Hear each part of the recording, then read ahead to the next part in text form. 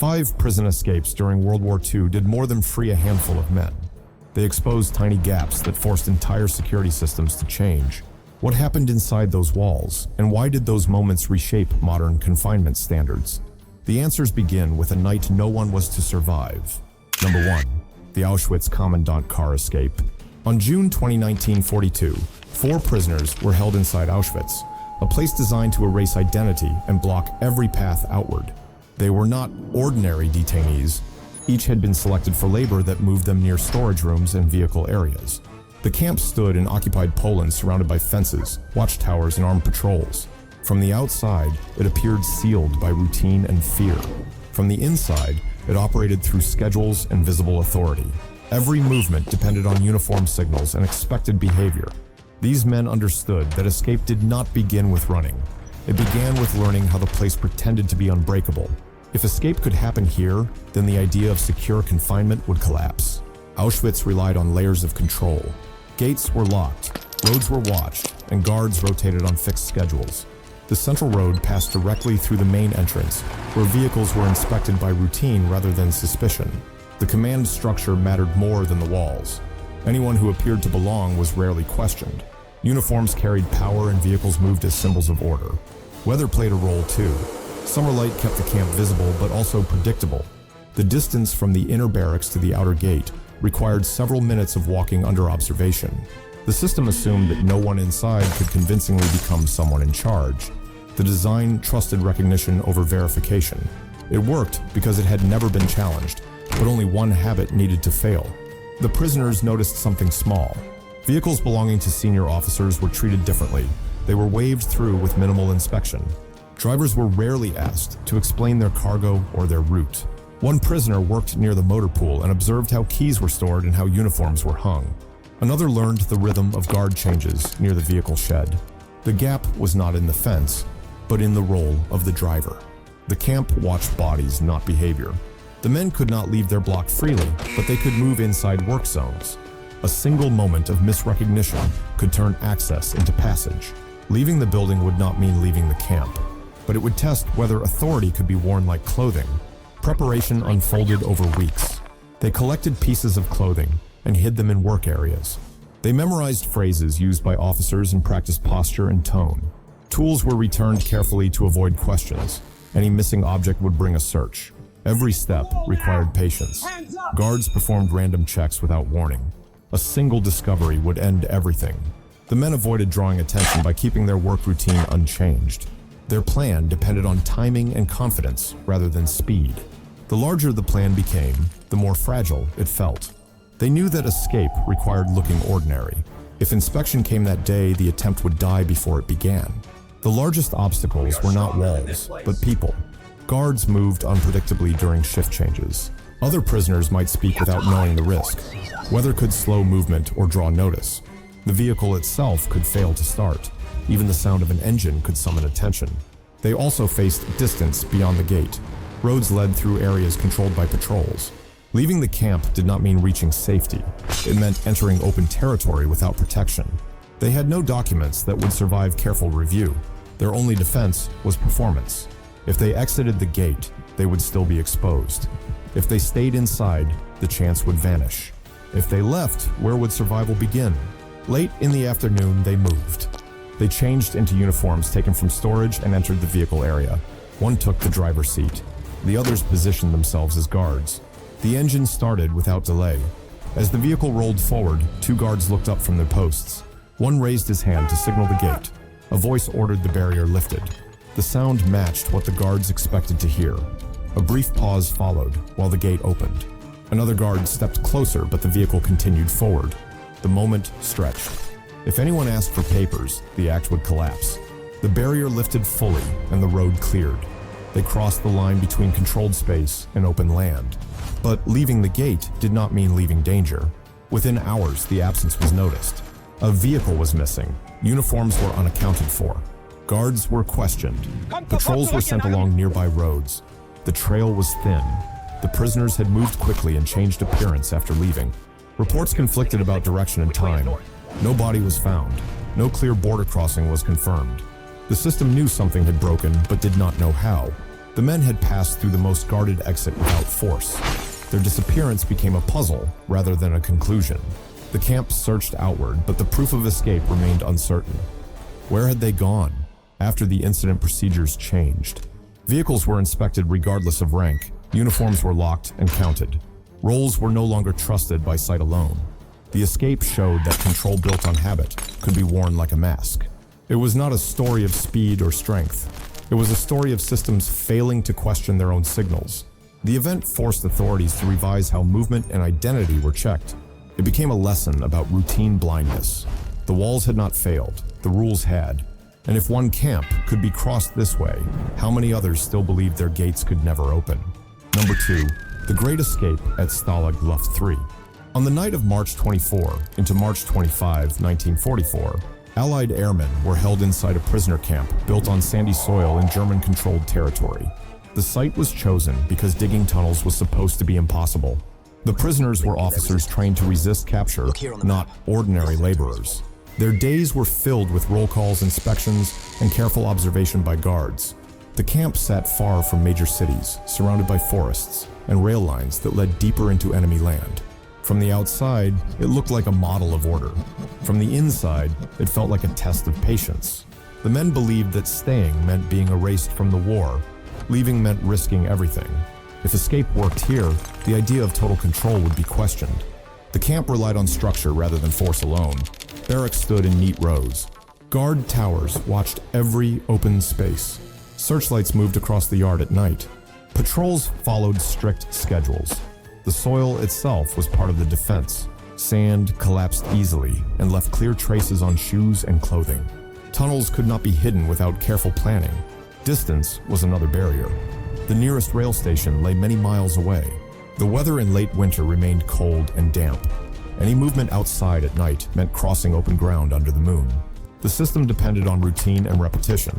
The guards believed that every pattern could be predicted and every risk measured. The camp was not designed for surprise, but habit can be learned by those who watch long enough. The prisoners noticed the guards trusted the layout more than their own eyes. Barracks inspections focused on beds and lockers, not on the ground beneath them. One barrack had a stove placed in a position that blocked part of the floor from view. Another had a wall close to the fence line. The men began to track guard movement by sound and by time. They counted steps, noted pauses, and marked where light reached and where it did not. The gap was not in the fence, but in the belief that digging would always be detected. Sand taken from below could be spread in small amounts during exercise periods. Clothes could be altered to hide extra weight. A single idea grew into a network of effort. Leaving the barrack would not mean leaving the camp, but it would test whether silence could defeat structure. Preparation became a second life. Tools were made from scraps of wood and metal. Air ducts were taken apart piece by piece to support tunnel walls. Blankets were cut into strips to make ropes and ladders. Papers were forged using ink mixed from stolen materials. Civilian clothing was sewn from uniforms altered by hand. Everything had to be hidden before inspections. Sand was carried out in small bags tied under trousers and released slowly in the yard. Any unusual pile would raise suspicion.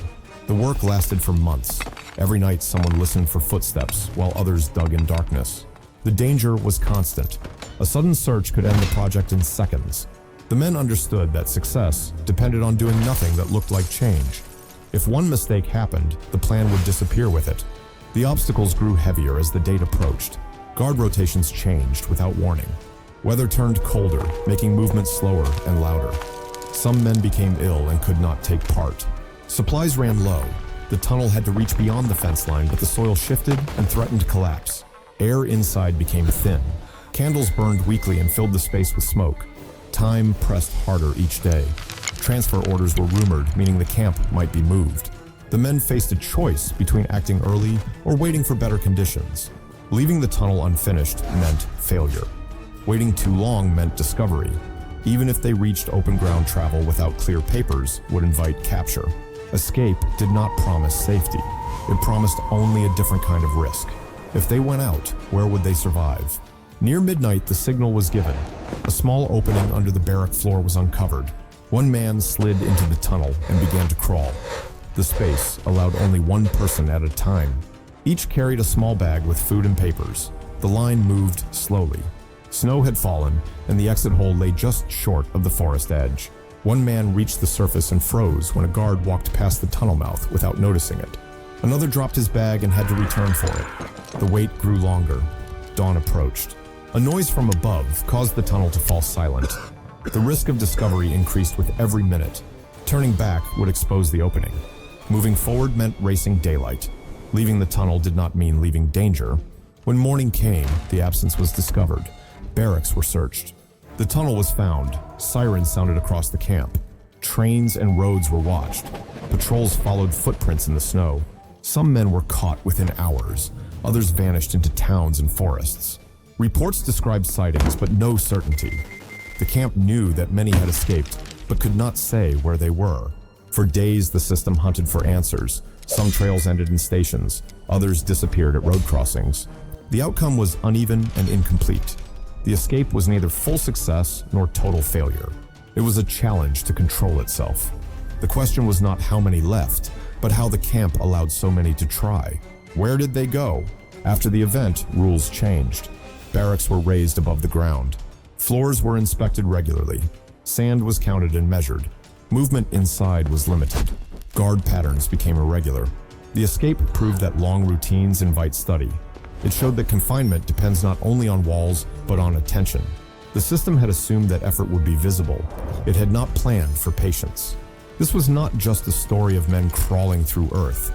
It was a lesson about time-defeating design. The camp did not fall because of weakness. It fell because it trusted its own methods too much. And if one place built for control could be mapped this way, how many others still believed their ground could never be crossed? Number 3, the Cowra Breakout in Australia. On the night of August 5th, 1944, several hundred Japanese prisoners were held inside a detention camp near the rural town of Cowra in New South Wales. They had been captured in battles across the Pacific and transported far from the front lines. The camp was built on open land, surrounded by fences and guard towers, and separated from nearby farms by wide fields. These prisoners were not ordinary captives. Many had been trained to view surrender as dishonor. Life inside the camp followed strict routines of roll calls, meals, and work details. From the outside, the site appeared quiet and orderly.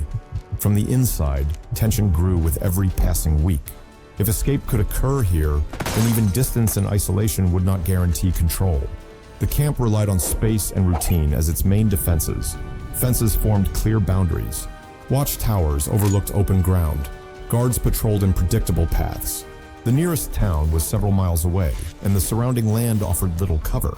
Nights were cold and dark with wind moving across the plains. The prisoners were housed in separate compounds, divided by wire and wooden posts. The system assumed that isolation itself was protection. There were no high walls or thick stone barriers. Instead, there was distance visibility and expectation of compliance.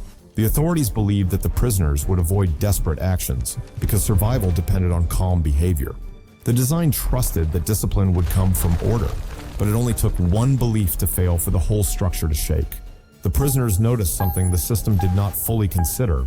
Their group was large, and their shared outlook created unity. Guards were few compared to the number inside the compounds. Night patrols focused on the perimeter rather than the interior. Alarm systems depended on observation rather than machines. The gap was not a weak fence, but the assumption that captives would remain passive.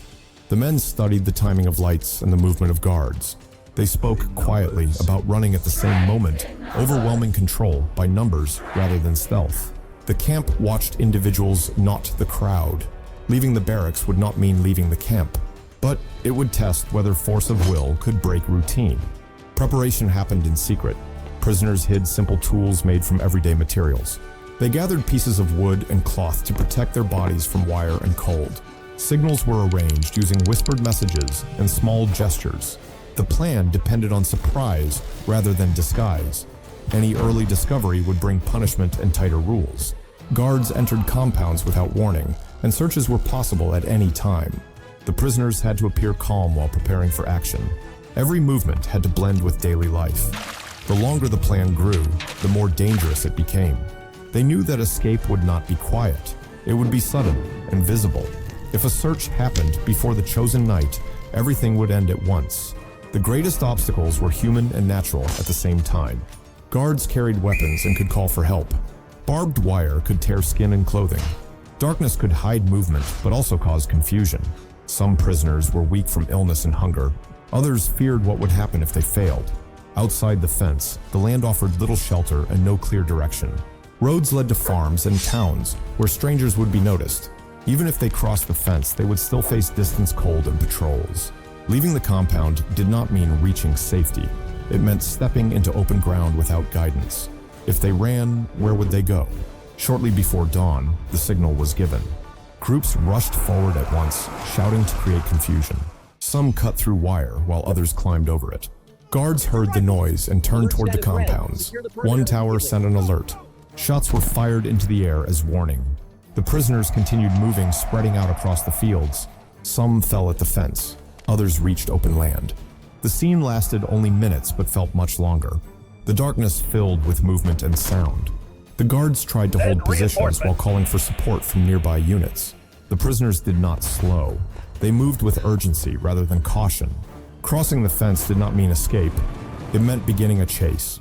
By daylight, the absence was clear. The compounds were partly empty. Patrols searched fields, roads, and farm buildings. Tracks led in many directions. Some prisoners were found near the camp. Others moved farther into the countryside. Reports came in from nearby towns and farms. The trail was scattered and uneven. Some were taken back quickly. Others were located days later. The system recorded numbers, but could not explain how such a large movement had begun at once. The camp became a center of investigation rather than confinement. The event left questions rather than closure. The escape was not a clean break. It was a challenge to authority itself. Where had they gone? Afterward, policies changed. Camps holding large groups were reorganized. Guard numbers increased. Night patrols became more irregular. Barriers were reinforced, and alarms were improved. Officials began to study group behavior instead of only individual conduct. The breakout showed that control based on calm assumptions could collapse under shared intent. It was not a story of hidden tunnels or clever disguise. It was a lesson about numbers and belief. The camp failed, not because it lacked fences, but because it underestimated motivation. The event reshaped how prisoners were managed and watched. It proved that security is not only about distance and wire, it is about understanding what people might do when they no longer accept waiting. And if one isolated camp could be shaken this way, how many others still trusted silence more than vigilance? Number 4, the Colditz Castle escapes. In the spring of 1941, Allied officers were transferred to a medieval fortress in Saxony known as Colditz Castle, a place reserved for prisoners who had already tried to escape from other camps. The castle sat on a hill above a river with thick stone walls, narrow windows, and a single main gate. These men were not ordinary captives. They were pilots, commanders, and planners who had already challenged confinement. The location was chosen because it looked impossible to cross without help from outside. From the outside, the fortress appeared timeless and sealed. From the inside, it felt like a puzzle made of corridors and towers. The prisoners believed that if movement could be mastered here, then the meaning of secure confinement would change. Colditz relied on height and habit. The walls rose above the valley, and patrols moved along fixed routes inside the grounds. Guards checked doors at regular hours and counted heads during roll calls. Windows were barred and roofs were watched from towers. The distance from the inner rooms to the outer slope required careful passage through gates and courtyards. The weather often brought fog and cold wind, making observation difficult at certain hours. The system trusted stone and routine more than flexibility. The guards believed that the castle itself did most of the work. They did not expect careful study from those inside. The design assumed that strength would discourage patience. But patience only needed one weak rhythm to become strategy. The prisoners noticed that the castle followed predictable patterns. Certain staircases were used only during meals. Certain rooms were entered only during inspections. Some storage areas were rarely checked. One group observed that laundry traveled from upper floors to lower yards without close watch. Another noticed that workshops received materials that could be reshaped. The gap was not in the walls, but in the flow of daily life. The men learned which doors opened together and which bells marked change. They learned where light reached and where shadows stayed. Leaving a cell would not mean leaving the castle, but it would test whether observation could defeat stone. Preparations stretched across months. Maps were drawn from memory of nearby roads and villages. Civilian clothing was sewn from blankets and curtains. Tools were shaped from scraps found in workshops. Paper was saved and pressed to make passes that looked official at a glance. Every item had to be hidden before inspections. Searches came without warning. A missing piece of cloth could bring questions. The men spread their work across different rooms to avoid patterns. They trained themselves to walk like local workers and to stand without appearing hurried. The plan depended on quiet discipline. The larger the effort grew, the more fragile it felt. They knew that one careless moment would turn planning into proof. The obstacles were many. Guards changed posts without notice. Weather could hide sound, but also hide mistakes. Some routes required passing through open courtyards under windows. Materials wore out and had to be replaced. A single broken ladder could end a route. Beyond the walls, the countryside was unfamiliar and full of checkpoints. Rivers and roads crossed open land where strangers would stand out. Even if they crossed the gate, travel without clear identity would draw attention. Escape did not promise freedom. It promised movement into a world that watched closely. If they stepped outside, where would safety begin? One early attempt focused on a rope made from blankets lowered from a window at night. The drop was long and the wind pushed the line away from the wall. A guard passed beneath the window and paused listening. The men froze in darkness. The rope was pulled back slowly and hidden. Another plan used a hidden door cut into a wall behind a wardrobe. The opening led to a stairwell used only by staff. Shoes were muffled with cloth to quiet steps. A guard crossed the stair without looking up, missing the shadow of a man, pressed against the stone. The risk grew with every try. Each movement taught the castle where to look. Leaving a room did not mean leaving danger. When a later escape succeeded, the absence was discovered during the next count. Rooms were searched. Tools were found. Windows were examined. Patrols were sent along the river and into nearby towns. Reports arrived from roads and stations. Some men were seen in borrowed coats and hats. Others vanished into forests and villages. The fortress knew that its reputation had been broken, but did not know how. The trail led outward and then disappeared. The castle remained, but its certainty did not. The question was not how many attempts had failed. It was how one had worked. Where had they gone? Afterward, the system changed. Rooms were reassigned to break familiar routes, storage areas were locked and inventoried. Patrols became irregular. Workshops were limited. Movement between sections required closer checks. The lesson was not about one rope or one door. It was about habit becoming visible. The castle had trusted its age and height. It had not expected study from within. The escapes showed that time favors the observer, not the wall. Confinement failed when routine became readable. Colditz became a symbol not of strength, but of challenge. And if a fortress built for centuries could be mapped this way, how many modern places still believed that stone alone could hold intention? Number 5. Operation Jericho at Amiens prison. On February 18, 1944, several hundred prisoners were held inside a stone facility in northern France, a place designed to isolate and contain people accused of resisting occupation. The prison stood near open fields and railway lines with thick walls and narrow windows facing inward. Many inside were not common offenders, but members of underground networks, and civilians suspected of helping them. The building represented authority and fear at the same time. From the outside, it looked solid and distant. From the inside, it felt sealed by rules and routine. The prisoners believed that once taken there, the world beyond had closed. If escape could happen from this place, then even the idea of walls as protection would be questioned. The prison relied on structure and distance. High stone walls formed a closed rectangle around inner yards. Iron doors separated wings and cells. Guards followed fixed paths between towers and gates. Search routines happened at the same hours each day. The nearest civilian buildings stood far enough away to keep sound from spreading clearly. The winter air carried wind and rain across the fields, making the area feel empty and controlled. The system trusted stone more than flexibility. It assumed that danger could only come from inside. Every defense pointed inward toward the prisoners. The design never imagined that the sky itself could become part of the problem. The prison believed it was hidden from sudden interference. That belief became its weakness. Outside the walls, planners noticed something different. The prison's position made it visible from the air, and its yards lay close to the outer wall. The structure that protected it from escape also made its shape easy to identify.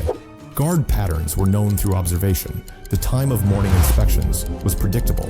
The gap was not in the door or the fence, but in the direction of threat. All attention pointed toward the ground. No one expected the walls themselves to be opened from above. The idea did not come from those inside, but from those watching from afar. Leaving a cell would not mean leaving the prison, but breaking a wall would change what confinement meant. Preparation took place beyond the prison, rather than within it. Flight paths were studied. The shape of the building was traced from photographs and reports. The goal was not to destroy the structure, but to open it. The timing had to match the moment when prisoners would be gathered in areas close to the yard. Weather had to allow low movement without drawing attention from afar. Any mistake could harm those inside or miss the wall entirely. The plan depended on precision rather than speed. If the opening was too small, it would fail. If it was too large, it would create chaos without direction. The larger the plan became, the thinner the margin for error. If conditions changed that morning, everything would collapse before it began. The obstacles were unlike those of ordinary escapes. Guards could not be distracted by noise inside the prison because the event would come from above. Air defenses could respond if the approach was noticed too early. Clouds could block vision. Wind could push machines off course. The walls themselves could absorb impact in ways that were hard to predict. Inside, prisoners might not understand what was happening and remain in place. Even if the wall opened, reaching open ground would still mean crossing yards watched by armed guards. Leaving a cell would not mean leaving danger. It would mean running through confusion. If the wall opened, where would safety be? Late in the morning, the sound arrived first. Aircraft appeared low over the fields, moving fast and close to the ground. Guards looked up too late to react. A section of the outer wall broke open, sending dust and stone into the yard. Doors inside were forced open by shock. Prisoners rushed toward light where there had been only stone. Guards ran toward the noise, unsure where the threat came from. Another opening appeared near a different wing. The moment lasted only minutes, but it shattered routine. Smoke and dust filled the air. Some prisoners crossed the yard and reached the broken edge. Others hesitated, unsure if the path was real. Leaving the wall did not mean leaving danger. Within a short time, the alarm spread. Guards called for help from nearby posts. Roads were blocked. Patrols moved outward from the prison in widening circles. The broken wall became a sign rather than an answer.